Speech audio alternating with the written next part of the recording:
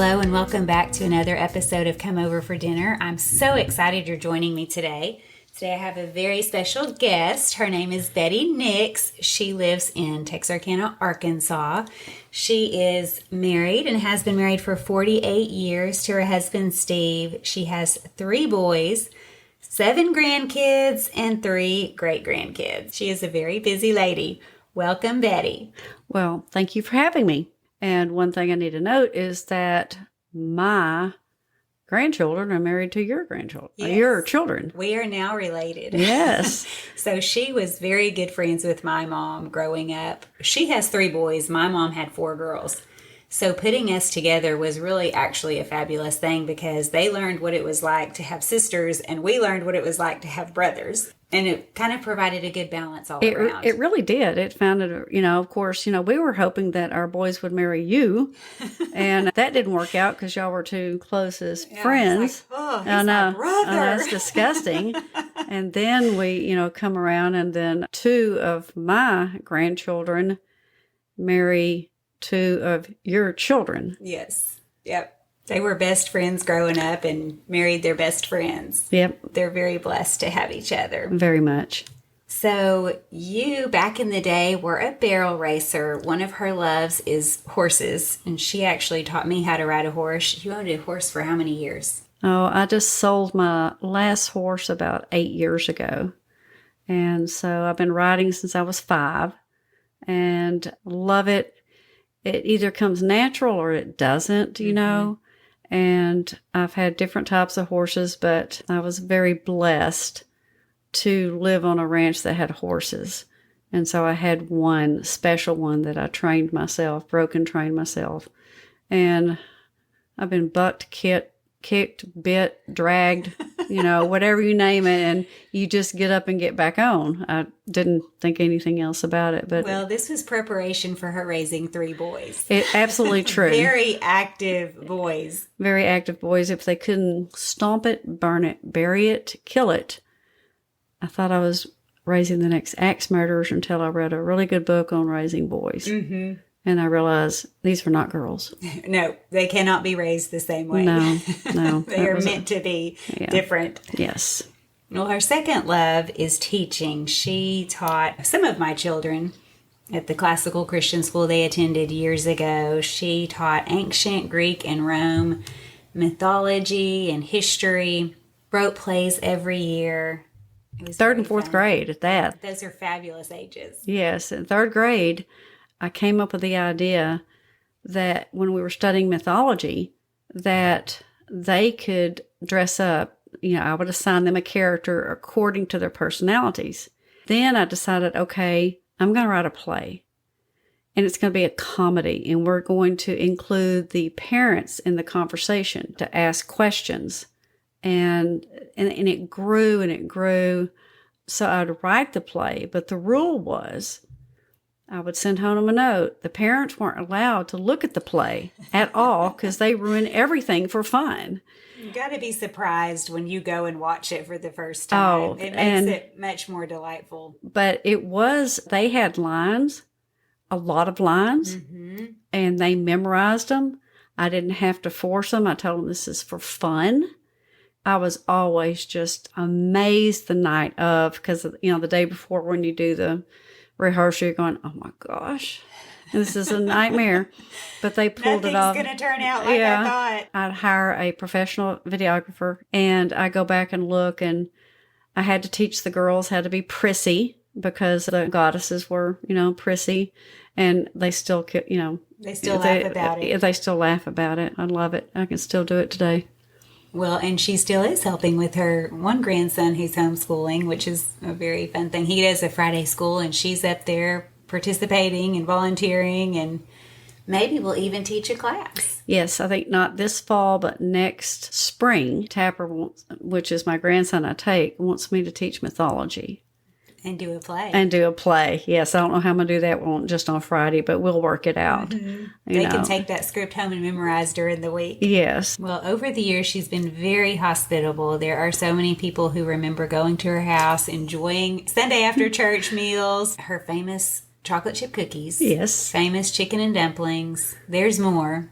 Her daughter-in-law, Katie, had this to say. To me, Bettye Nix is the epitome of what hospitality should look like. I looked up an official definition of the word hospitality, and it said the quality or disposition of receiving and treating guests and strangers in a warm, friendly, generous way. And if you know Betty, you know this definition fits her easily. I remember being a young woman new to the church where Betty's family attended, and she had 3 teenage boys, so there was always lots going on in the Nix household. I bet she had people in her home for Sunday lunch every single week. Well, I was one of those blessed to be invited to come over for food and fellowship quite often, seeing that her middle son, Sam, took a liking to me. Fast forward a year or so, yada, yada, I became an official part of the Nix family. Thankfully, Sam and I were both raised in families who regularly ate meals together. This is such an important part of family life, one I highly recommend to any and all families. Well, Sunday lunches were an extra special meal that we continued to share with the Nixes week after week, and whomever else they had invited over. What I remember most about Betty is that she never seemed stressed about having people over. Quite often, she would already have a family invited for lunch, plus us, and then a new family would show up at church and she'd invite them too. Whereas I would be freaking out that there wasn't going to be enough food, she always had the attitude of, I'll just make some more potatoes. And you know what? There was always enough. It was like the loaves and fishes. I think many would agree with me that Betty has the spiritual gift of hospitality. She truly has a way of making people feel welcome, and it's usually involving a meal. Maybe no one will remember, but they sure will remember the fellowship and laughter and the way they were made to feel comfortable in her home. Not only do I feel blessed to be a recipient of her hospitality for over 25 years now, but I'm grateful for the example she's set for so many of us. She's definitely a role model and an inspiration to me. Oh, I'm going to cry. As a mother-in-law, you always desire that your daughter-in-laws, love you. Mm-hmm. Well, you definitely made an impact on your daughter-in-law. Betty was known for opening her home to whoever it was. I mean, again, if somebody brand new at the church, you don't have anywhere to go. Well, come on over to our house. We're having a family dinner and you're welcome. And she always made it seem like there's plenty of food. And maybe in your mind, you were thinking, oh my goodness, what am I going to pull out to make sure we have enough? I don't know. Well, I became a Christian at 22. And then as Steve and I, we changed churches, and we had never been in anybody's home. This couple, Stan and Ruth Knotts, invited us over after church. I was shocked. I felt so welcomed. It had never happened because they wanted to spend time with us.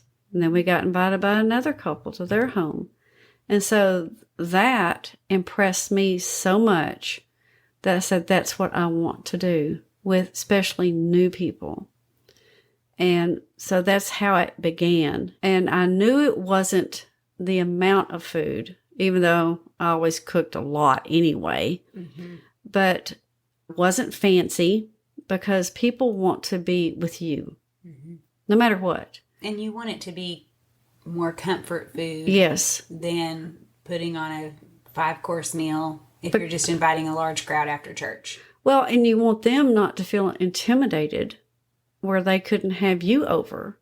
And my house wasn't always spotless. No, I was like, you do need to clean your bathrooms, to make sure those are clean. Right. But otherwise, I wasn't a deep cleaner or anything like that because I wanted them to see us how we lived. I may have to pick up a bunch of clean clothes, go throw them back there on the bed, and I'd say, okay, go back there and get your purse. But look, there's clothes back there. They didn't care. They didn't care at all. And just recently, we've had 2 couples over that are visiting the church, and the people at the church, we're kind of new at this church, 3 years, and they're going like, you do that? Yeah.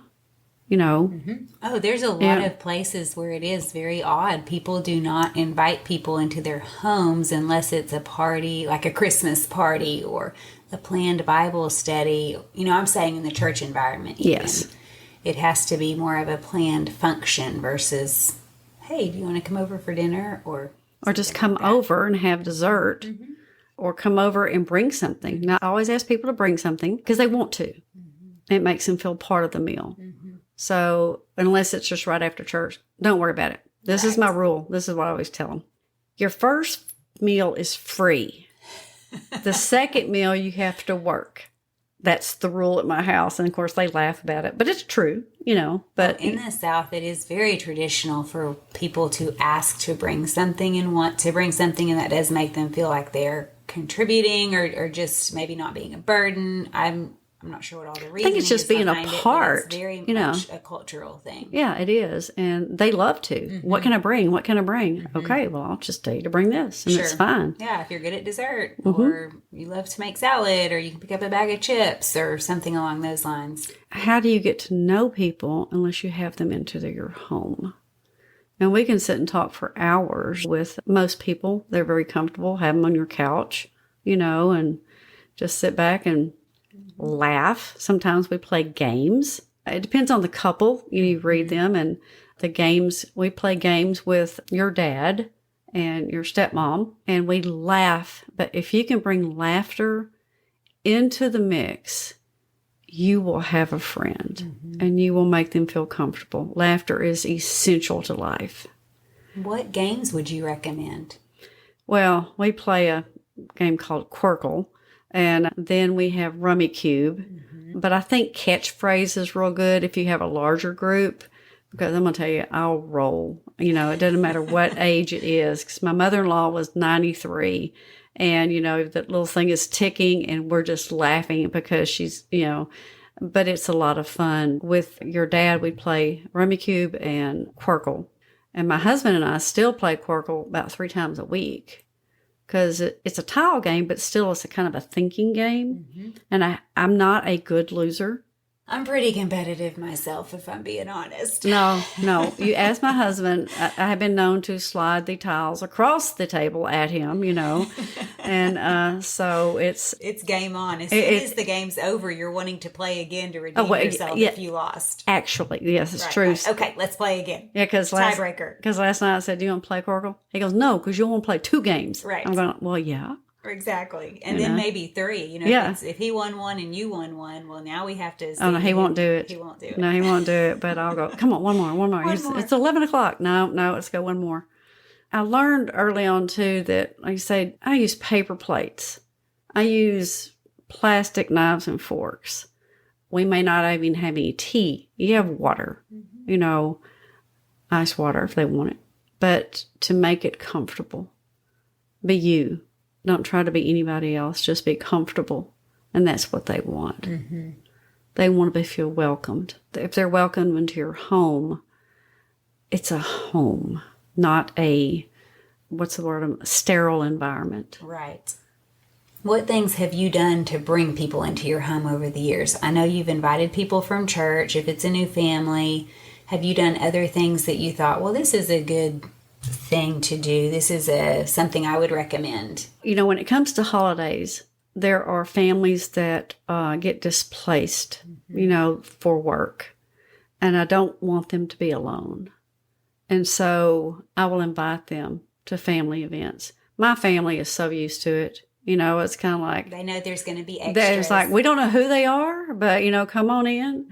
And my house, I've had up to 40 people in my house. Kind of tight, but it all works out. And then at Christmas, I had to break my family in on this years ago, play reindeer games. You always play games at Christmas, always, because you have to get the laughter going. And so the new people, okay, y'all sit down. We're going to play. Part of the reindeer games. We got reindeer games on. And the first 2 years I did that, all the men exited out the front door. They wouldn't play. What are reindeer games? It could be, you go, I just Google all kinds of games you can play that are fun. They may be a minute to win it games. It may be singing games, but they have to be active and they have to be funny. And so they know when I send out my text, there'll be reindeer games. And the men can't exit. Did you lock the front door the next year? They finally, they don't run out anymore. They actually sit around and play. And I know that my sons Sam and Katie that live here, They play lots of games, and they laugh and cut up. And then my youngest son that lives in Chattanooga, they have people over all the time, and they play games, and they go to their friend's house and play games. And so the reindeer games came in useful. You've passed the torch. But I'm going to tell you, when they were younger, nope, not going to do it. Not going to play those games. They felt too self-conscious. Yeah. And then you may, if the weather permits down here in the South, which it does, you can have, you toss the... Oh, the rings? Horseshoes. Yes, you can play horseshoes, and there's other things you can put up outside because the guys are highly competitive. And so they want to get out there and, do physical things while the women sit in and talk. Oh, no, the women get out there and play too, but the kids too. And you don't ever exclude the kids. The kids are in. I make all the games where everybody can play. Everybody. Because I think it's not family oriented, then you're missing the opportunity to teach your children. After all of your years of serving people in your home, what is a favorite meal you might choose to serve? Do you have a favorite menu that you would kind of go to over and over? Yes. What I found from the very beginning, I've learned to think about dietary needs because I have a daughter-in-law she's gluten intolerant and all that. So I always serve fajitas. And so then you can choose, you can have a salad. You don't have to use the flour tortillas. It's chicken, and you have guacamole, and you have the peppers and all that. So that's my go-to meal, and it can serve a lot. So that's my go-to meal. And of course, I have the other things like the chicken and dumplings, which is passed down, from my mother. And then there's one sour cream enchiladas. I have to tell you a story about that. I love stories. It was my mother-in-law's recipe, and she can make the best sour cream enchiladas in the world. So they live right down the street from us. And so I said, okay, I'm going to cook sour cream enchiladas. This is not from her recipe, though. It's her recipe. Oh, it was. You were making her recipe. Yeah, so I'm a little nervous. Okay. So about 10 minutes before they got there, I took them out of the oven and dropped them on the floor, face down. No. So I looked at them. I got a spoon. I started scraping those little things back in the pan, and I grated some cheese over it. I put it back in the oven, and we cleaned up the floor. And all the bad, the sauce stuck to the floor, and you had a layer in between. I did not care. I had to do something, and I'll never forget. Both my mother-in-law and father-in-law goes, "These are the best sour cream enchiladas we've ever had." And Steve and I we just started cracking up, and we had to tell them, "I'm sorry, they were dropped on the floor." They forgave you. And we laughed over that. That's a great story. Pride goeth before a fall. Oh, yeah. Literally. Yeah. Well, my mother-in-law passed away last year, and so that story keeps on going down. Lived in infamy. Yeah, it lives on. Yes. So. One of your tips, it sounds like, is that you make large quantities knowing you're likely going to have extra people. I always prepare because I don't know who's going to be visiting church. I always prepare because if they're there, I will invite them. Mm-hmm. And so if they don't come, I have meal for tomorrow night, Mm-hmm. But usually they come. Mm-hmm. And yeah, that's a very good way of looking at it. Even if you're preparing extra, it's leftovers for the next night. Mm-hmm. You could send home some food with your other family. You could freeze it. Or we take it, we have a lot of elderly in our church, and we're able to take some food over there because, we have a lot of people that are in their 90s. And they still come to church. And I'm going to tell you, they can shame me in their activities. Every Sunday. Yeah, and they are very active, working in the kitchen or whatever. But when they're sick, we always like to take them something. So, is there any shortcuts or time savers that you think through when you're making a meal, when you're prepping to have people over? Is there anything, say with the fajitas, would you do it ahead of time? Or do you cook the day of? What are some of your tips? Well, I marinate my chicken the day before. This is a shortcut.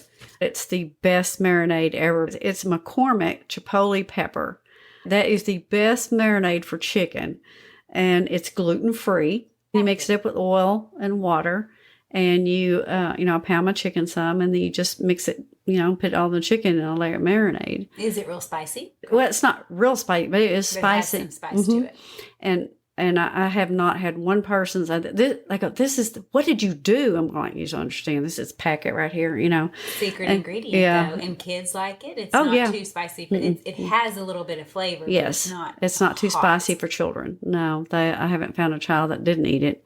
I have 2 granddaughters that are 7 and 9, and they've been eating it. I always try to fix that when they're coming down because my daughter-in-law, Charla, she, certain things she can't eat. And so I've learned how to prepare for her also. But more and more people are finding out they're gluten intolerant or lactose intolerant and things like that. So I try to provide those alternatives. Like my oldest son is very lactose intolerant.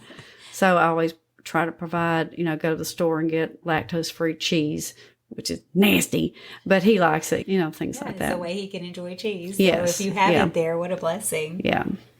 Well, that's really a great thing to think through. If you have a bar set up like that, people can build their own, like you say, and it's just a way that they can do that without having to feel like it's really standing out. They're not having to ask you, what's in this casserole, or what are in these enchiladas? Does it have this, that, and another? And that's difficult if there's a big group. Right.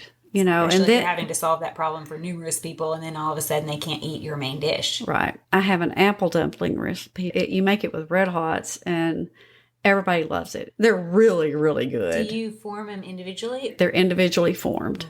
I bet that is good. Yeah, it is very good. And they're not hard, to make. They're a little time consuming. I usually make them the day before. Well, we're going to have to find this recipe and post it under her blog post. Okay.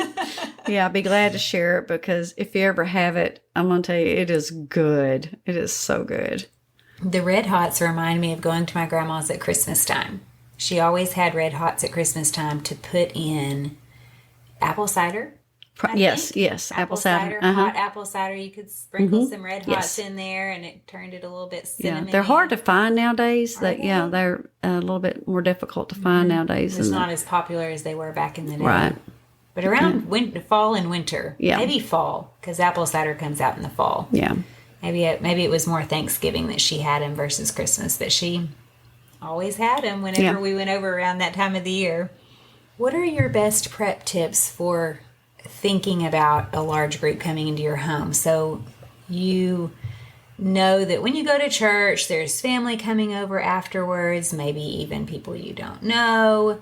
So when you're preparing that week or the day before, do you have any particular cleaning tips or shopping tips or cooking inspiration tips? I try to clean my bathroom the day before. And sometimes I don't do it until I get home from church. Just try to prepare the day before, to think about it. And remember, you might not have enough food, but you're not there to stuff them. You're there to have them into your home. And that's one of the things you've got to learn to relax with that. And that's a very good point, because if you're having them for lunch, people don't eat, usually in American culture, they don't eat their biggest meal at lunch. Most of the time it's at dinner time. I know there's individual preferences, but even if it's for dinner, they're going to be satisfied, and people can go home and snack if they really want a bowl of cereal or an extra little bit when they go home. You don't have to necessarily have 3 servings or 3 helpings per person. Well, and what I've noticed is that people don't. They're kind of timid a little bit, and they're not going to eat large servings. And so I've learned to cut back on a lot of things. This child is not going to eat this much. They might not even eat at all because they're too excited. And a woman usually doesn't eat very much in public, at somebody's house. The man may eat, this much. And so I don't worry about that at all. Now, at first, when I was younger, I was a little concerned, but then I realized, look, I'm not here to stuff them. Let's take a quick break. Are you searching for hands-on activities to help your kids explore the practical side of science? Look no further than your kitchen. Inquisicook blends food science and culinary arts into an engaging program that puts delicious food on the family table. Let Inquisicook do the teaching with lesson videos, reliable recipes, and assessment tools that put students on track for success. Their online platform is easy to navigate and optimized for mobile, so the learning experience can move from the classroom to the kitchen without a hitch. Inquisicook turns curious students into intuitive cooks, not just recipe followers. Say goodbye to the tyranny of the ingredients list and say hello to utilizing what's in season, what's on sale, or what's in the fridge. Visit inquisicook.com to view sample lessons, then check out the recipe gallery to see just how crave-worthy science can be. We just remodeled our kitchen last year, so now I have an island. And up until then, we have this giant table that pulls out and it can seat 12 people. Yeah, it's pretty big. Fabulous. Yeah, it's big. If there's more than that, then they sit in the living room. They sit on the floor. They sit on the hearth. It doesn't matter. I said, just make yourself at home. Now, don't let the children eat outside the kitchen because they're not very... You're going to have spills. Yeah. And so, you want to be able to quickly clean them up, not have to be scrubbing carpet while your company's there. Right. Or off your furniture. Oh, yes. So that is a rule. And I usually set up a small table that's their size. A folding table. Yeah, and a kid table. A kid table. And we have these little chairs that came from an old schoolhouse. And I have boy toys. They're Hot Wheels that my kids had when they were little that Jeff, collected, and all of them collected.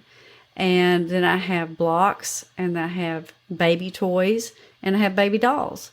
Because if the family comes over and they have children, they'll say, well, they don't have anything to do. I said, I have toys. And I have a little kitchen, and I set these things up in the hallway. And I don't mind children in the living room. It doesn't bother me. But they'll go in there and play. I think that is key to have something for them to do, because you think, parents will bring toys or books, and a lot of times they're just making it out the door with the diaper bag and essentials, and they really don't have activities. No, and why would you carry them to church? Especially if you're going to come over right after church. I want to provide for younger and, older, whatever the need is, I want to have it there. Our Hot Wheels, they don't make anymore, and they still make sound. They do. They do. That tells you about the construction of toys from back in the day. Yeah. So they were very well made. Yes. High quality. Yeah. So, do you have kids go through first, or parents with young children? I let the parents. Just kind of like whoever wants to just. Well, my guests always go first, but usually, what I found out, they really don't like to. So we just say, just get up and get whenever you want to. Just make yourself at home, and it's just family style. Yeah. So I don't try to make it a proper thing, because then it puts the light on them, and some people do not like that. Right. They don't. If they're brand new guests, they may not want to be the first one to step a toe into the line. Right. Yeah. So you just kind of encourage people to go at their leisure. Usually the hungry ones go, and then people follow. It breaks the ice and people start moving. Yeah. What is your best advice for showing warm hospitality to people coming into your home? How do you make them feel welcome? You've definitely touched on that already. Do you have any other extra tips you would add? I keep things around the house, and I usually keep goat soap because it's good for the skin. And so I try to keep an extra amount, and I order it from a particular company, and I will send a wrapped goat soap home with the wife. That's a very fun surprise. Yes, it is, because it's useful for the entire family. It's not harmful to the skin. Even the children can use it. And so I'll say, I would like for you to have this as you leave. I try to do that. Yeah. Well, that is a very fun idea, kind of a reverse hostess gift. Yes. It's a gift that says, I'm so glad you came to my home. I want to send something extra with you. Yeah, and, I'll have a basket of it in my bedroom or whatever. And I do that at Christmas, too, because at Christmas, you don't know who's coming sometimes. And so I save up things during the year and put it in a big box. And if somebody comes, whether it's a teenager or, because you never know who's going to show up, like somebody invited somebody. Well, I want them to feel welcomed. And So I'll have that gift ready. It doesn't have to be expensive. It can be $1. It can be $5. It can be whatever. Like soft little socks, or for guys, it could be something else. But to have that for them when they come over at Christmas, to let them know, hey, yeah, they're a part of the family. You're a part of the family. Yeah. Yeah. And I have this tradition. I buy all my grandkids and my great grandkids, I buy them a Christmas ornament every year. But I think through these things and see what they're doing that year. And like if they're in soccer, I find a little soccer thing and I have the date put on there and I have their name. I think Serena had 20 ornaments when she got married. Mm-hmm. And Silas and Paul, they all took their ornaments with them.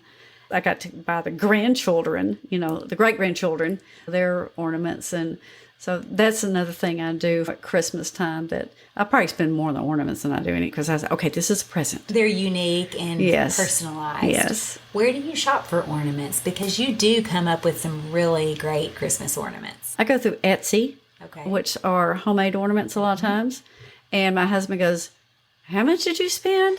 On one ornament? On one ornament. I said, well, this is their present. This is a personal, it's just specifically for them.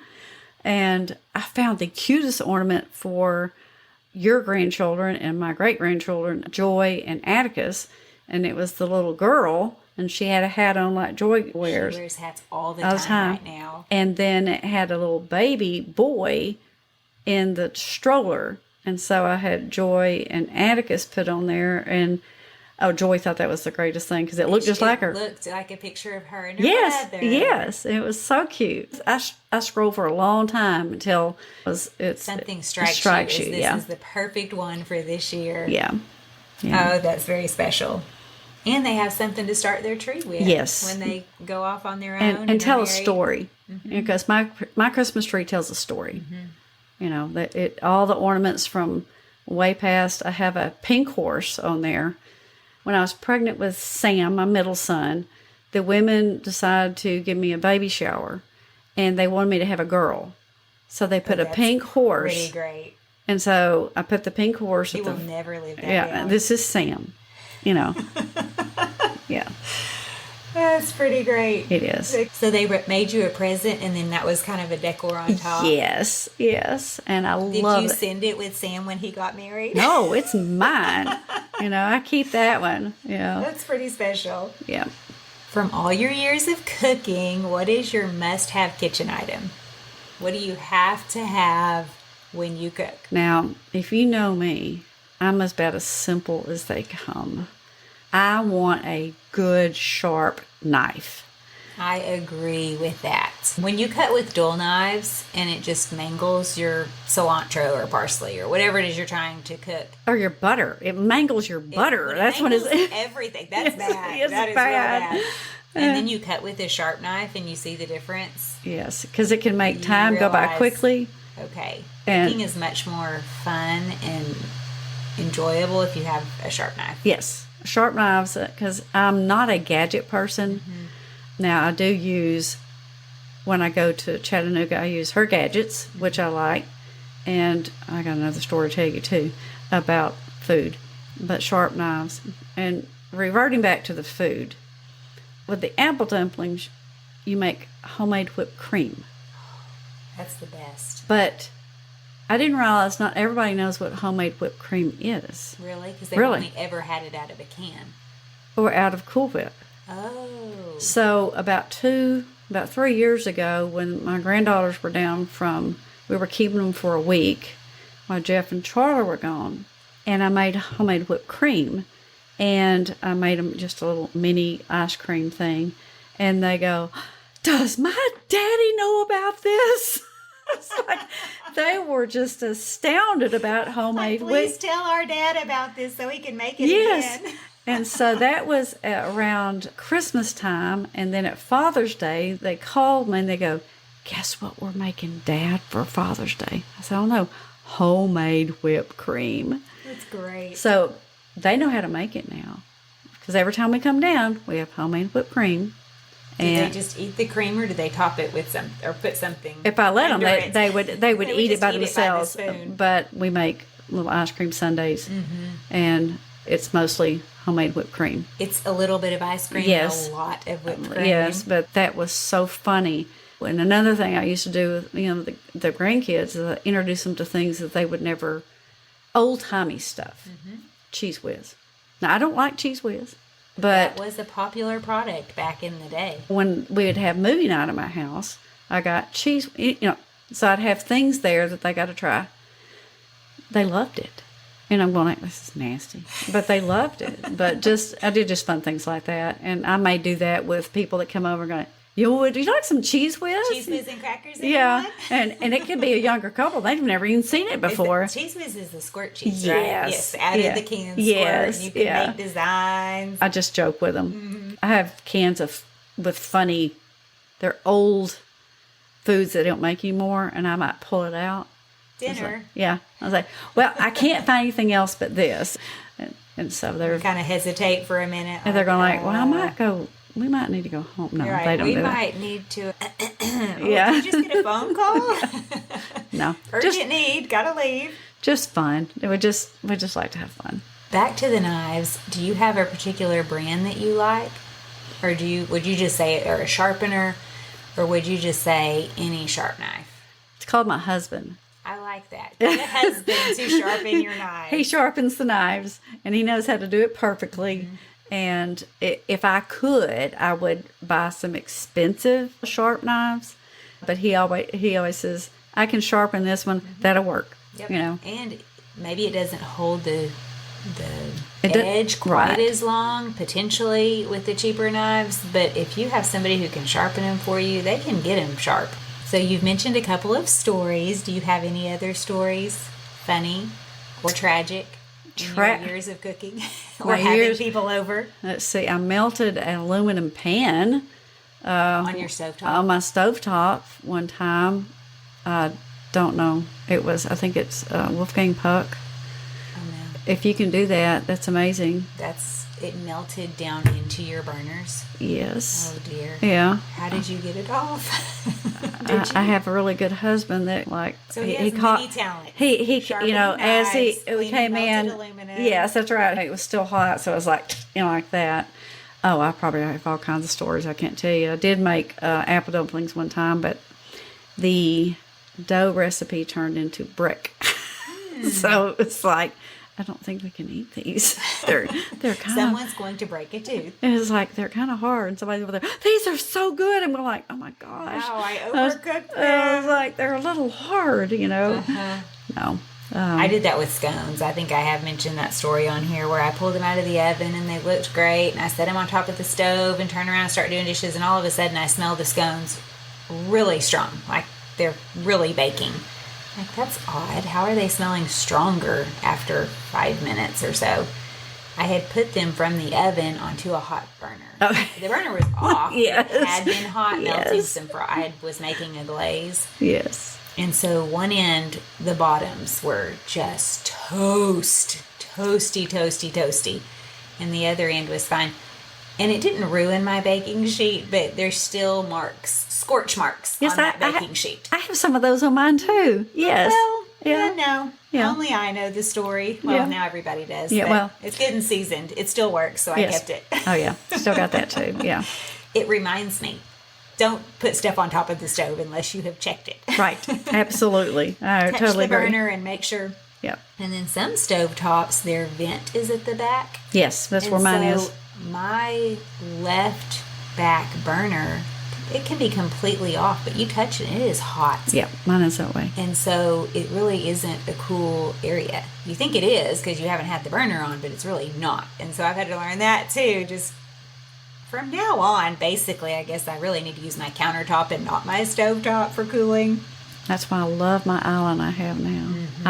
I will throw my body across that island from now on. That nobody's taking my island. I need to see your kitchen renovation. Oh, you I do? don't think, maybe I saw one picture when it was done, Yeah. but I haven't been there since it's been done, Yeah. but I need to see some pictures because We have never, as long it's as we've been married, probably beautiful. we have never renovated anything.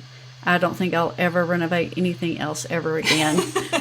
this renovation broke you of ever wanting to do any more? Oh, it was, A kitchen is a pretty fabulous thing to start with because it's used every single day. Yes. So, I even sit back in my living room because it's an open concept more now. And we took down a wall. And I sit back, I'm going like, I really like my kitchen.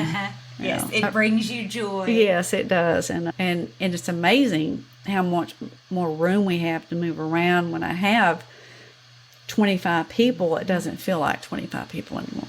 Just as another tip, what do you do when you're adding people? Do you have chairs and tables stored somewhere in your house? Yes, we have folding chairs. Okay. And we have a couple of folding tables. Do you store them in a closet or outside? We have them in a closet. In a closet. And we've had them for years and years. Because at Christmas, we are the host house.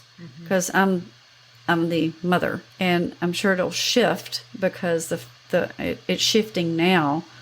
There is that shift when the kids grow up. Yes. And you're invited to their house. Yes. In fact, we were invited over just recently. Yeah, we had a big Sunday meal over here. Yeah, and a large amount of their friends come over and play volleyball or pickleball or something. So their home is open to a large group of young people. And it's fun when your kids start doing it. They have a setup for the young people. Oh, yeah. Because they're having kids that age. So because they have young adults still at their house, young teenagers, they have a volleyball net for the front yard they can set up. But this is called the Nix Sportsplex. Yes. They have basketball, they have a pickleball net, they have A pool. ping pong, And they have the a zip line, yes. tree house. I mean, Oh, of course, and, all of this has happened over years. How I'm fun. visiting the South right now, and we keep saying here because we are recording at Sam and Katie's house. Yeah. Yes. They have hospitably opened their door and let us record here so that I can do a podcast with Betty. Well, thank you so much for joining me today. It's been so much fun to hear your stories. It's going to be fun to try some of your delicious recipes, and I will post them on comeoverfordinner.com.